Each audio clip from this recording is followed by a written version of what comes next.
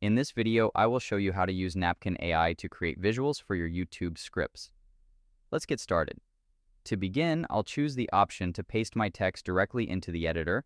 After the document loads, I'll enter my script content, which in this case is a list on how to grow a gaming channel. To transform these points into an engaging graphic, I'll click the lightning bolt icon on the left to see the AI suggestions.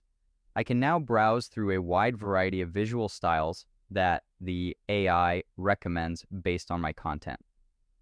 Once I find a style I like, I can click to see even more specific design variations of that exact layout to find the perfect fit. With my visual selected, I can start editing it to match my brand. I'll click on the title and change the font to Source Code Pro, then I'll increase the font size so it's clear and easy to read. To get even more control, I'm going to select the visual and click Ungroup. This allows me to move and edit every element individually. I'll select the first icon and change its color to a vibrant purple, and then I'll adjust the text and alignment below the icons to make sure everything looks clean and professional. I can keep tweaking these colors and layouts until the visual perfectly complements my script. And there you have it. That's the complete process of using Napkin AI for a YouTube script visual.